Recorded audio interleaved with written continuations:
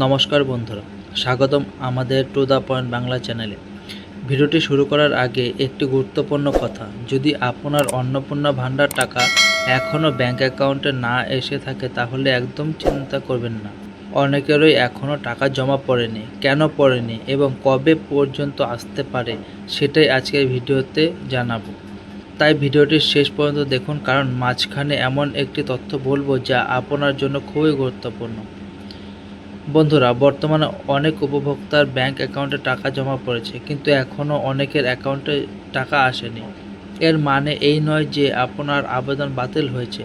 সাধারণত ব্যাংক ও ডিবিটি এর মাধ্যমে ধাপে ধাপে টাকা পাঠানো হয়, তাই সবার অ্যাকাউন্টে একই দিনে টাকা পৌঁছয় না।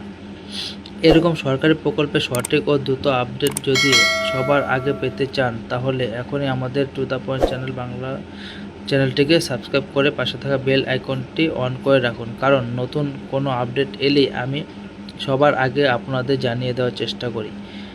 যদি আপনার আবেদন সফলভাবে জমা হয়ে থাকে এবং সব তথ্য সঠিক থাকে তাহলে আগামী কয়েকদিনের মধ্যেই টাকা জমা পড়তে পারে। আগামী 6 তারিখ পর্যন্ত সবার অ্যাকাউন্টে টাকা ঢোকানো হবে। তো প্রথম দিন যদি আপনারা টাকা না পেয়ে থাকেন তাহলে চিন্তার কোনো কারণ নেই, 6 দিনের মধ্যে আপনার অ্যাকাউন্টে টাকা ঢুকতে পারে। তবে এই সময়ে কয়েকটি বিষয় অবশ্যই দেখে নিন।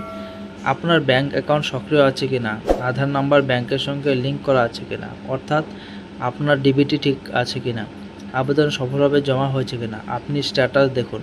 যদি আপনি এখনও স্ট্যাটাস না দেখে থাকেন তাহলে আমাদের চ্যানেলে গিয়ে ভিজিট করে দেখতে পারেন। আর যদি কয়েকদিন পরেও টাকা না আসে তাহলে সংশ্লিষ্ট ব্লক অফিস বা পঞ্চায়েত পৌরসভার সঙ্গে যোগাযোগ করে আবেদনটির বর্তমান অবস্থা জেনে নিন। এখন কমেন্টে সবাই লিখে জানান আপনার টাকা কি এসেছে নাকি এখনও আসেনি, আর কোন ব্যাংকে আপনার অ্যাকাউন্ট আছে। এতে অন্যরাও বাস্তব পরিস্থিতি বুঝতে পারবেন।